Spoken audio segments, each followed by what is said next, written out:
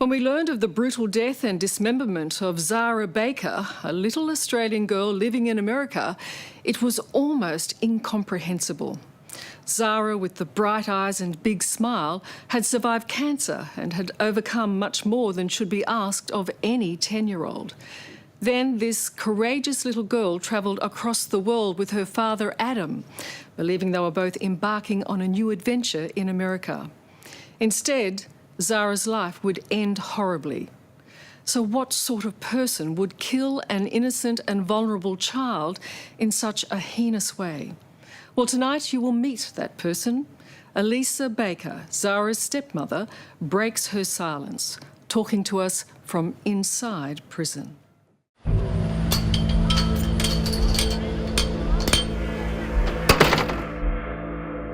This is North Carolina's prison for women, home to some of America's most violent criminals, including Elisa Baker, the stepmother who pleaded guilty to murdering and dismembering 10-year-old Australian girl Zahra Baker.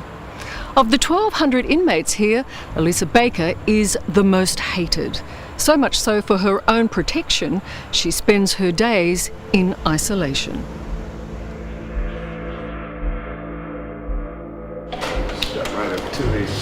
Walk through there, face everything. We've come here because Elisa Baker has agreed to talk, to answer the questions she avoided when she pleaded guilty to Zahra's murder. Getting in to see her is no easy feat. This is a maximum security prison where nothing is taken for granted. And even though America's most despised child killer arrives unshackled, a guard is always by her side.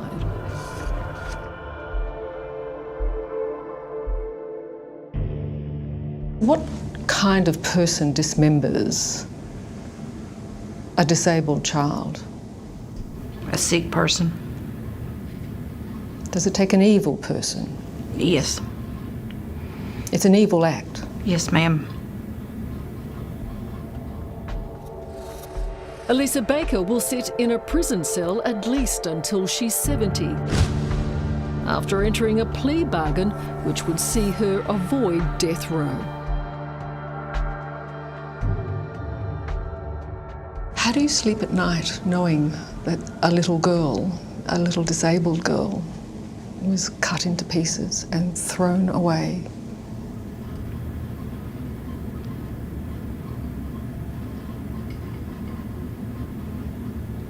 Some nights are hard, but I miss her.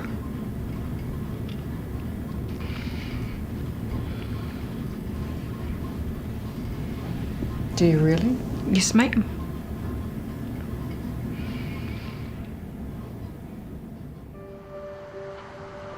This horrific story began 6 years ago when Elisa met Australian Adam Baker on the internet. He was a single father and Zahra's dad. I thought I had met Prince Charming. Adam was your Prince Charming? Yeah. What drew you to him? What did you like about him? What I thought was his honesty about everything, and the fact that he was a single dad and that he loved his daughter enough to raise her himself and not let his family or her family raise Zahra.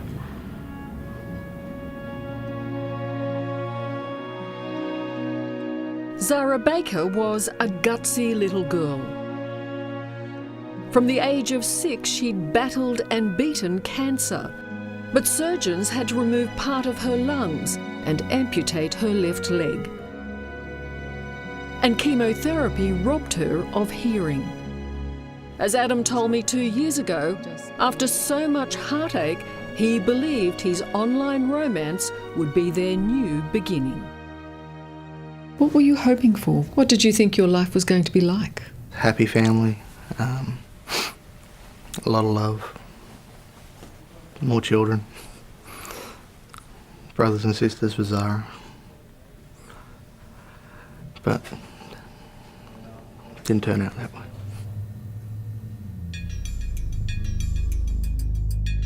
When Adam Baker married Elisa, he became her 7th husband. It was the first of many poor decisions that would open the door to a world of lies and deceit. Did you ever stop to think that it might be right to tell him you were already married?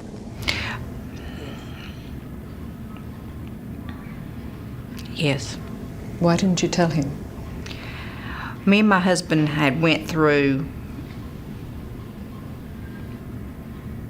several bad years, and it was my understanding when I went to Australia that he filed for divorce. So it was my belief that I was divorced.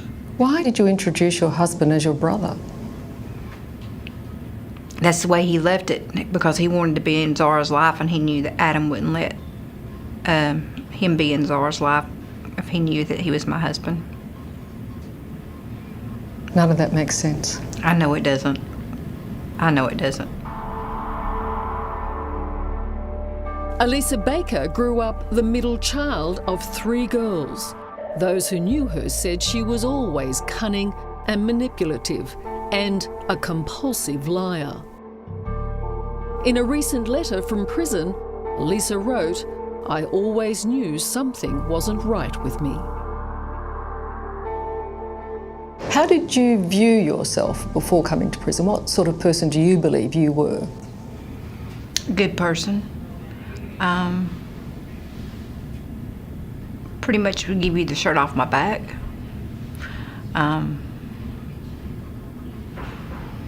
Never met a stranger.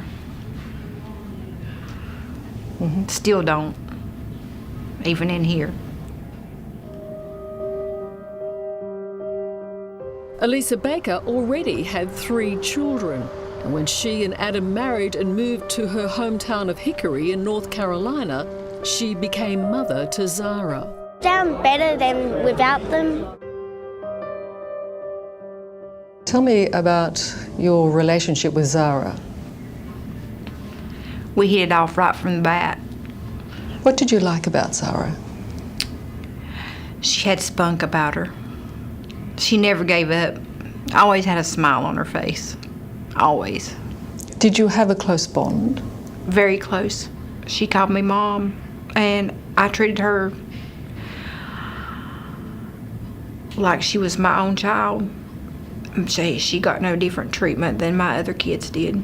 Actually, my other kids got jealous of her. They said I treated her better.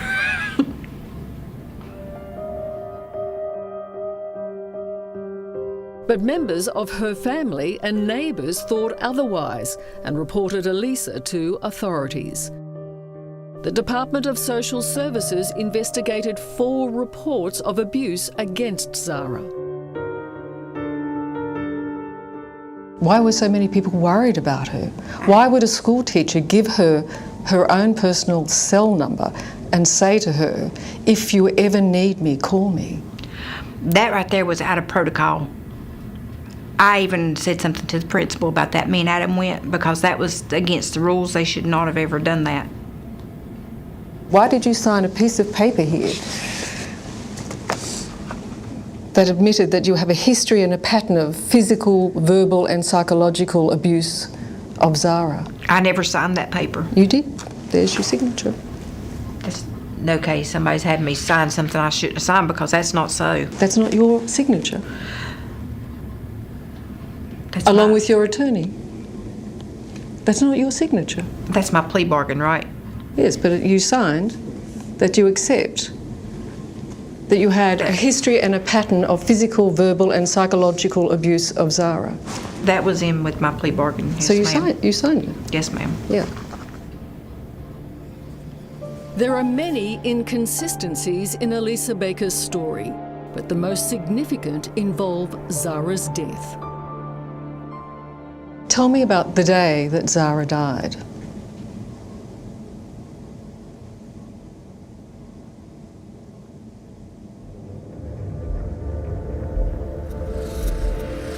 Coming up, please. That's not good enough. The questions Elisa Baker hasn't faced That's the truth, isn't it? No, ma'am. till now. You thought that got you off the hook. That's next on 60 Minutes. It was a crime as brutal as it was unimaginable. 10-year-old Australian girl Zahra Baker was murdered and dismembered by her American stepmother. To avoid death row, Elisa Baker entered a plea bargain, which means she's never had to answer questions about her most horrific crime. That is, until now.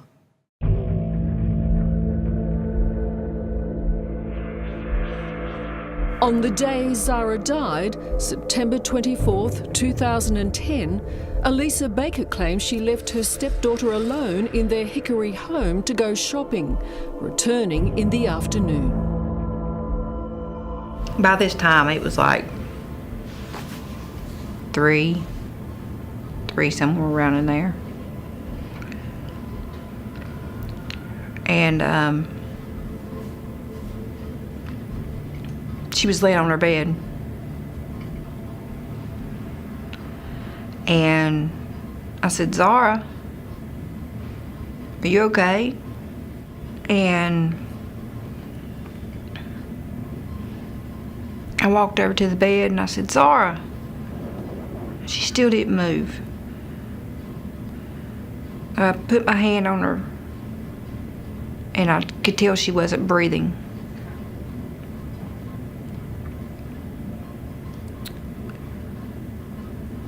And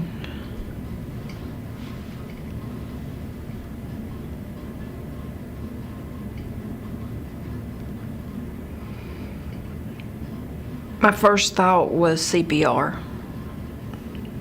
And so I immediately started CPR.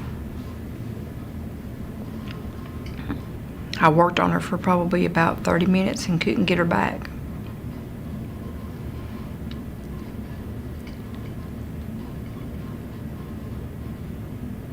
Begging the whole time for God not to take her, you know.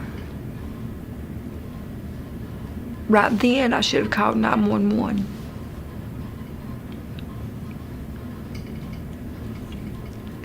But I got scared. Of what? I didn't know what to do. I've never been faced with anything like that. I've never... If you'd done CPR, you'd dial 911, wouldn't you? Most people would have, yes. Elisa alleges she called Zahra's father Adam and that it was he who dismembered Zahra. If we're going to believe anything you say, why would you ring the police and say, I'm not having a part of this? That is the most heinous thing to do. He was my husband. Please. That's not good enough. It's not. It's just not good enough. You know that. I know. It's an allegation both police and Adam Baker have totally rejected. That's the biggest lie she's ever told. For starters, there's no way I could do that to my child. For her to sit there and say that I dismembered my child, there's no way on earth that I could do that.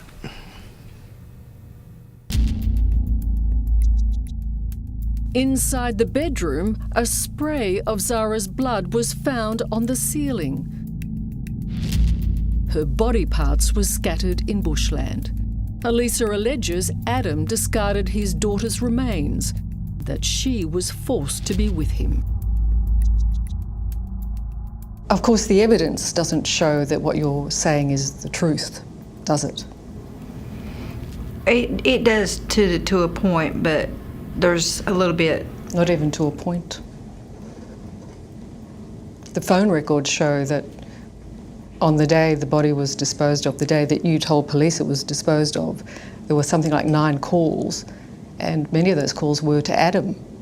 Why would you call him if he's right beside you? He was He was calling my phone. I wasn't calling his because he kept losing my phone. No, you were calling him.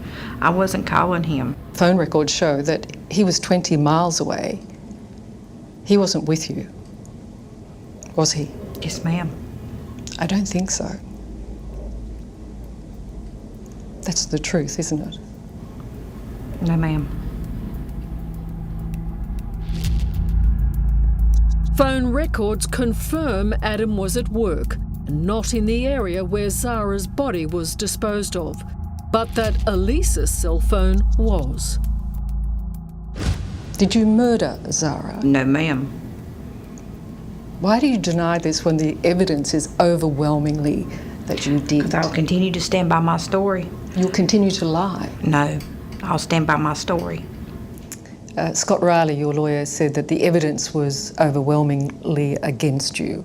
I think he said that the evidence was such that it would take a jury something like 5 minutes to convict you. Something like that.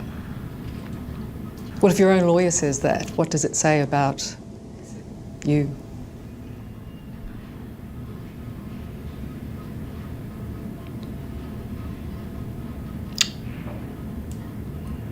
That nobody was listening to what I was saying. They were going by circumstantial evidence. They weren't going by anything I was saying.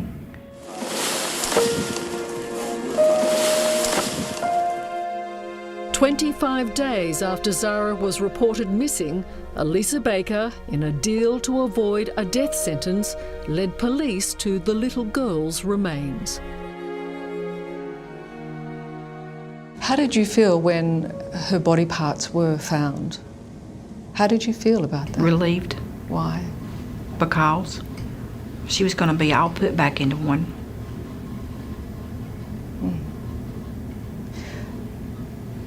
And when her skull was found? I was relieved as well because it showed no abuse. You thought that got you off the hook? No. Of the bones recovered, medical officers were able to see Zahra's little body had been sawn apart. The autopsy report says Zahra's death was the result of undetermined homicidal violence. You're innocent. Fight it.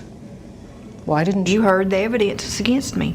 Well, that means, from what I could see, you are as guilty as sin. You are a guilty woman. And you will not take responsibility for your actions.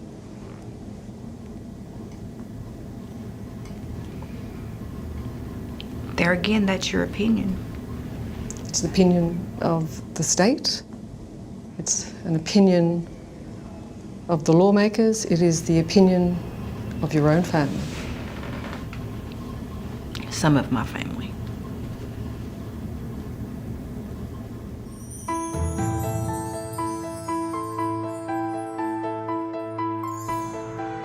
For the people of Hickory, the brutal murder of a vulnerable, disabled little girl was hard to accept.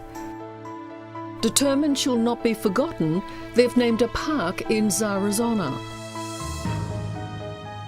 Adam Baker has returned with his daughter's remains to Australia, while the wife he never really had considers her fate.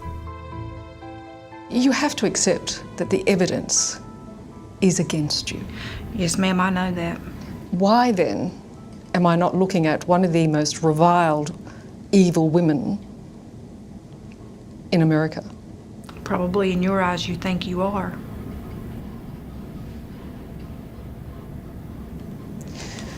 No remorse? I have remorse. What is it? I wish things would have been different. Well, you have a long time to consider it. Yes, ma'am, I do.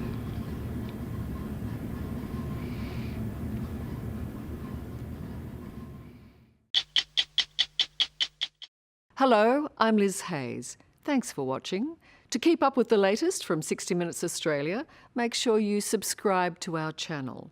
You can also download the 9Now app for full episodes and other exclusive 60 Minutes content.